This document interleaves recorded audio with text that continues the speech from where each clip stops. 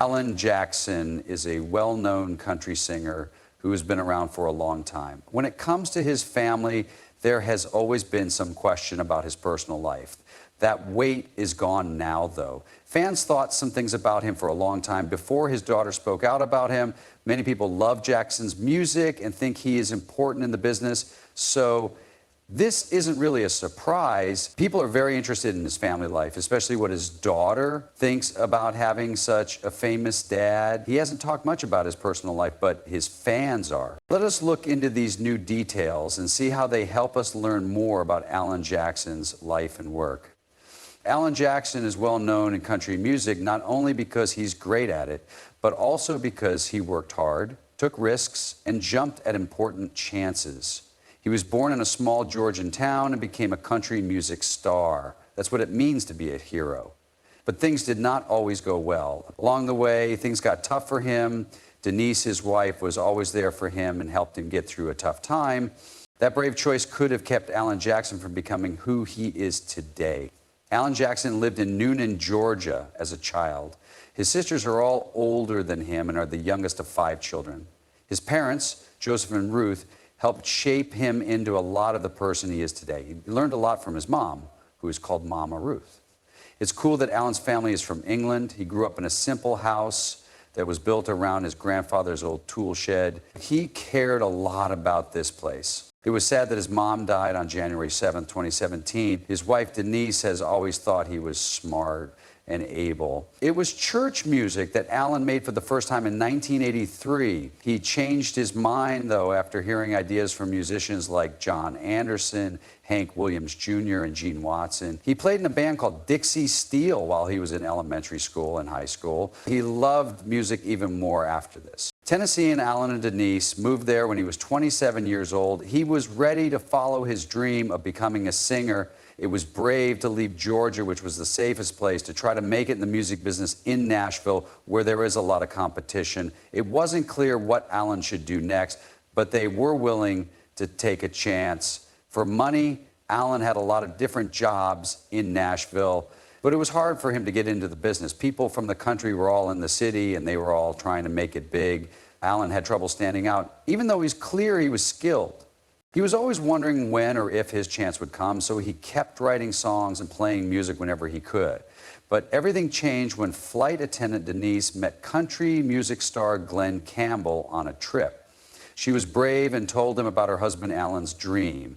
Campbell then gave her the number of his boss. This link gave Alan a lot of new opportunities in the music business. Denise didn't miss the chance, so she jumped at the chance to talk to Campbell. Heard her story about Alan's songs and how he was following his dream in the country scene. Campbell gave her the card of his boss and told her to get in touch because he was moved by how brave she was and by Alan's story. Most people who want to be artists could only dream of having that chance. Alan made a test tape based on what Campbell's boss told him and sent it to him. Alan got a record deal with Glen Campbell's publishing company after that one meeting. It was the start of a great job. Let's go to 1989. One of the first singers to sign with the new Arista Nashville label was Alan Jackson. He had been committed and worked hard for years. After a long wait, he finally got his big break. The next year, his first song, Blue-Blooded Woman, came out. One of the top 3 country songs of all time was his second song, Here in the Real World. I'd Love You All Over Again was on his first album, which was also called Here in the Real World. It was his first hit that went to #1. Wanted and Chasin' That Neon Rainbow were also big hits with fans. After that, Alan's job really took off.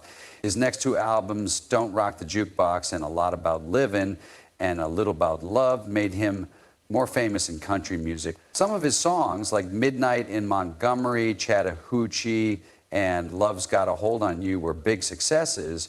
A tribute to Hank Williams, Midnight in Montgomery, was written. Alan, along with big stars like Clint Black, Vince Gill, Travis Tritt, Garth Brooks, and Randy Travis, helped bring new life to country music. 10 million copies of his album, Who I Am, had been sold by 1994. After the September 11th attacks, his song, Where Were You When the World Stopped Turning, became a big hit. It won him 4 country music awards, tied with Johnny Cash for the most ever. It was his first Grammy for Best Country Song.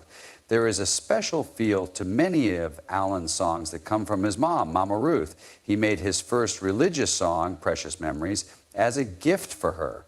In 2006, he finally decided to let everyone read it. It did so well that in 2011, Precious Memories Volume 2 came out. Home, another song, is about his parents' love story and the house where they lived in Noonan, Georgia.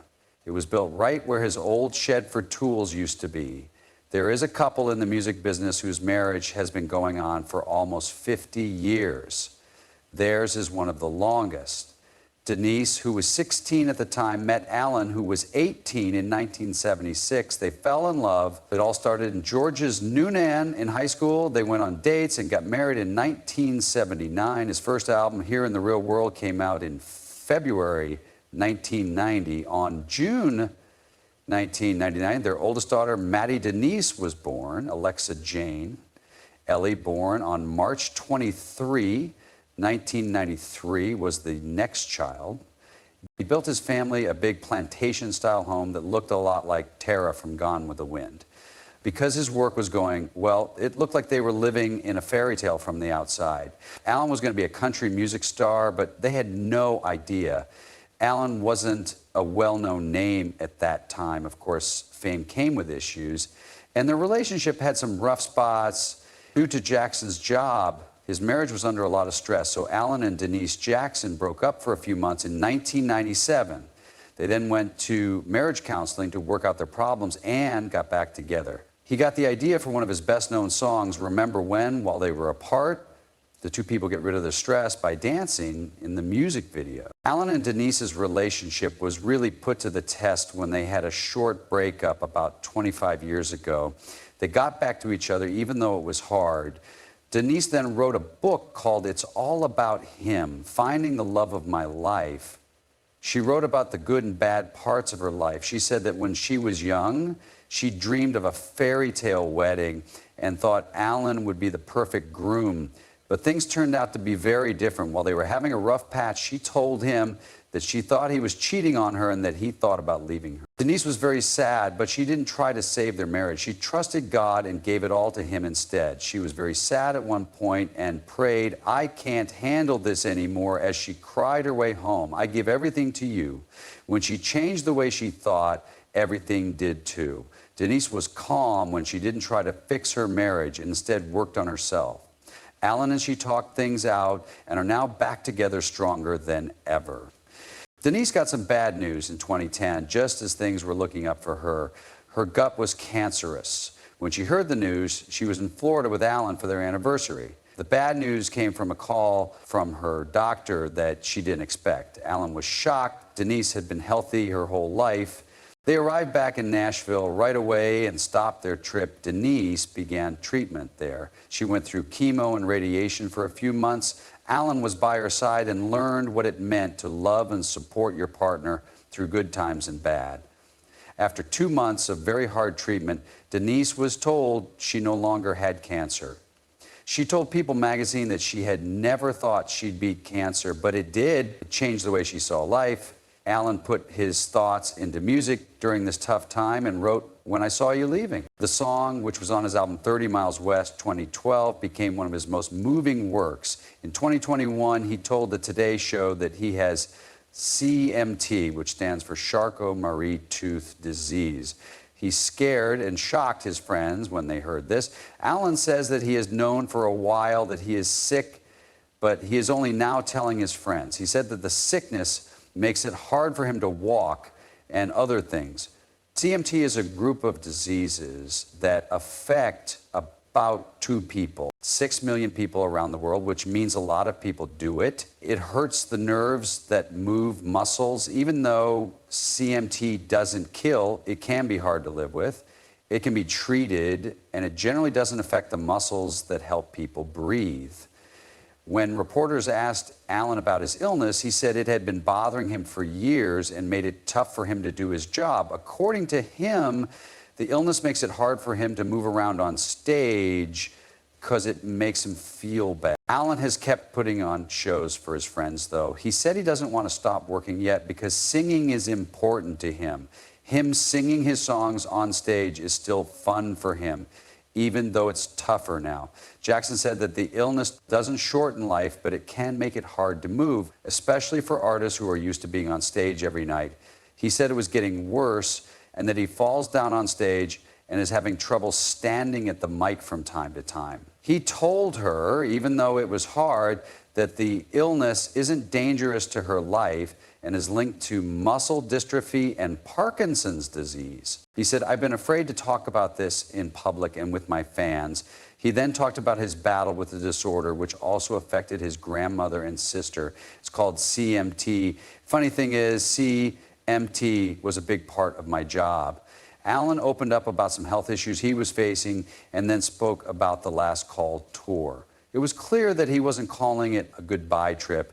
He also cares about other artists. As an honor to Loretta Lynn, he sang at an event at the Grand Ole Opry in October 2022. He won the Willie Nelson Lifetime Achievement Award at the CMA Awards after a month. During his speech, he told Denise how much he liked having her by his side all the time. They started dating when they were teens, and she has been by his side through all of life's ups and downs for more than 40 years. He knew she would always be there for him when things got tough, and he was grateful for that. Besides that, he loved the good times they shared. They've been through everything together and come out stronger. Alan's wife, Denise, has been with him the whole trip. She wants to be there for Alan now that she wants to be there for him when he is sick. She said that their life together was like a fairy tale and that she doesn't mind that he can't get better. She'll be there for him always. Alan told everyone what was wrong and made it clear that he still wanted to go on tour. He just didn't want to call it a goodbye tour. In September 2021, he told a reporter that he didn't like the idea of a long holiday where he would stop and then come back later. He believed it was silly. He instead made it clear that he would keep acting as long as he could, even if it meant he might not be able to tour as much. Alan is connected to someone in a way that most people never are. Alan got to meet George Jones, who is his favorite singer. Your life can change when you meet your hero. George was a well-known country music star, and they quickly became friends. Even though they were not the same age, they were close and looked up to each other. They knew each other for a long time. It was 1999 when George's song Choices became a big hit. At the Country Music Awards, the song was even up for Single of the Year, but there was something wrong. Because they were short on time, the people who put together the award show asked George to sing a shorter version of the song. George said no, since he had the whole song to sing. He didn't go to the award show since this was the case. During his own act at the award show, Alan said something strong to remember his friend. Alan and George have always wanted to make a song together, but they never had the chance. On April 26, 2013, George Jones passed away. He was 81 years old. Alan felt very sad. To honor his friend, he sang a moving version of He Stopped Loving Her Today, one of George's most famous songs at the Grand Ole Opry Week at the 2018 Country Music Awards. Alan also said nice things about George. In honor of George's birthday today, Alan posted a moving picture of himself and George on social media. In his writing, he talks about his friend's death a lot, which shows how much he still cares. Alan has done very well as a singer, even though he's been sick and lost people he cared about. In 2010 and 2017, the Georgia Music Hall of Fame and the Country Music Hall of Fame both gave him awards for his work. A lot of people are proud of his daughter, Maddie. She went through a hard time when she lost her first husband when she was only 28 years old. She did, however, fall in love and marry someone else. Her husband and she went to Nashville, Tennessee. They lived there with Ryman, their yellow Labrador pup. She also shared some pictures of Wesley and Ryman playing together on Instagram. Maddie talked about how her family works. Ryman, their dog, is even getting along with their new brother. At the end of her post, she wrote a sweet note to baby Wesley, "You have all my heart and prayers." She then told everyone what the babies' names are. Alan Jackson just now said that his tour, called Last Call, One More for the Road, which began in September 2022, would be his last time on the road. He died 6 years ago today when he fell and hit his head on a boat dock in Florida. On September 12th, 2024, it will have been 1 year since it was impossible for him to live because his brain was hurt. In honor of Ben, Maddie thought about what the past 6 years had meant to her. She writes on Instagram, "I think I've shared this picture before, but every year on this day, I look back at it and hold it so close to my heart." While she talks about the picture, Ben and her walk hand in hand on a boat dock. It's a lovely picture with boats all around them and the sun shining on the water. That was the last picture we had of him before he died. She says, "I can't help but see how the Lord had already opened the sky to welcome him home. This makes her think about how short life is and the other lives we might have after this one." Maddie and Connor Smith had their son, Wesley Allen Smith, on June 20, 2024, 1 year after they got married. Through the Valley of Grief is her new book about her life after losing her husband and how she found love again. It's meant to encourage people who have lost someone and are looking for comfort in God. Maddie texts her dad a lot of loving messages. In one post, she said, "Everyone around you knows you for what you really are, a great singer, songwriter, and the ideal father figure for any girl." She also talked about how thankful she is for Alan's home, which is full of music and faith. Many of her fans were moved by what she said and left nice notes. Alan has always been influenced by country music greats like George Jones, Merle Haggard, Loretta Lynn, and Charlie Pride. These artists played as long as they could. He said the same thing about his plans to play as much as his health would allow during his last call tour in March 2022. Fans were told to go see him if he was playing near them. After having to cancel 2 tour dates in October of that year, he told his fans that he was doing his best to keep going. He was mad about the delays and stressed that he had done everything he could to make the shows happen. Alan is starting a new part of his life after being on the road for more than 30 years. His girls are grown up, and he now has a baby and another one on the way. He loves having more time at home, but he knows he has to put on the best show possible for his Last Call tour fans because they always come ready to have fun. People can be very strong, as Alan Jackson's story shows. Even though things have been hard for him at home and at work, he has always loved music and his family. We can learn from his story that even great people have bad times, but they keep inspiring other people.